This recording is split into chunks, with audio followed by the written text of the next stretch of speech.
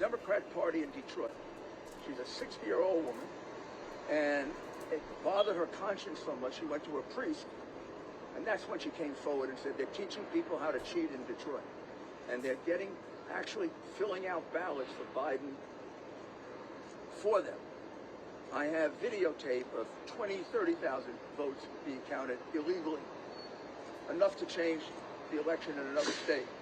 I have 30 witnesses that would testify to being excluded from looking at ballots in Pennsylvania, which is in violation of the law of Pennsylvania. Before you can say I was acting improperly, you got to listen to these witnesses. What am I supposed to do as a lawyer? I'm supposed to say they're all lying? So you're saying they did this only based on things that you said that were based on what other people said? They said you lied about a lot of things. Well, how can they say I lied if they haven't had a hearing? Tell me what they're basing it on. They haven't had a hearing, haven't questioned me, they haven't questioned a witness. They're basing it on the New York Times, the Washington Post, CNN, MSNBC. If you had a chance to testify, what would you have said? Other than what I would do is I'd come into court and I'd wheel in about 2,000 documents and say, okay, let me call my 40 witnesses. Now let's see if I'm lying. Let's see if I'm lying about the two people who saw ballots come in the middle of the night in Michigan. About 100,000. Turned out almost every one of them was for Biden. Or how about in Pennsylvania when they counted 500,000 votes, 99.9% for Biden and about 4 votes for Trump. You still believe the election was a fraud? What I'm telling you is, let's get beyond that. If you want to say I said something irresponsible, you got to give me a chance to defend myself. I can more than defend myself. I can show that everything I said is based on a witness. They have never bothered to check that. All they did is take the word of hearsay evidence from newspapers. Courts are not supposed to decide based on newspapers unless they're Democrats in a Democrat city in which they are suffering from a real illness right now. I mean, it's only Trump lawyers who have their offices raided.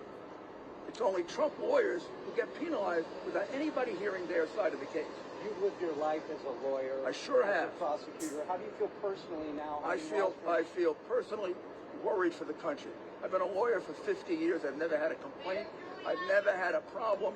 I believe that this is the real problem here is somebody's got to fix this double standard justice system, which is not America anymore.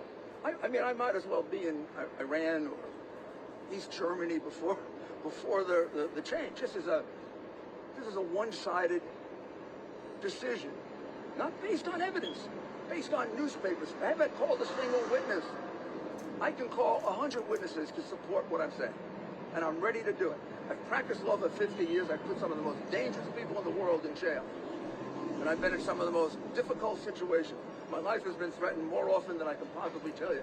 If they think I'm going to violate the law after having almost been killed by the mafia, the FARC, the Islamic terrorists, they're out of their minds. What do you do now? They're a bunch of prejudiced Democrats who credit newspapers instead of witnesses.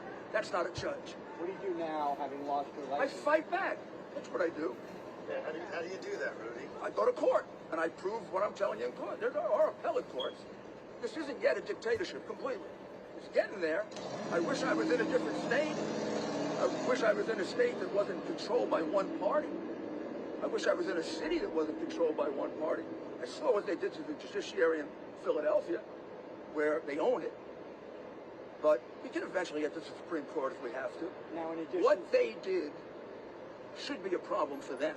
They should be being investigated. And you're also under investigation. Prosecutors looking at your relationship. I'm under investigation for anything they can find. This is an investigation in search of a crime. I don't know. They could look at your whole life. They don't even know what they're investigating. They keep changing. Let's see if we can find out if Giuliani did something wrong. Gee, maybe he didn't pay a parking ticket 20 years ago. Oh, maybe he made a mistake on his tax returns 12 years ago. They haven't even have an allegation that I committed a crime.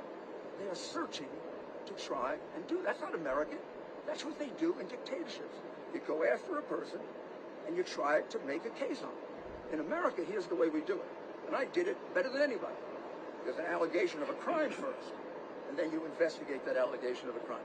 That is what protects us against government persecution. Are you still in touch with Mr. Trump? And if so, when was the last time you spoke with him? I don't discuss my conversations with my clients. In fact, what they did several months ago is a blatant violation of attorney-client privilege. You're referring to the raid on your home and office. Yeah, I mean, what?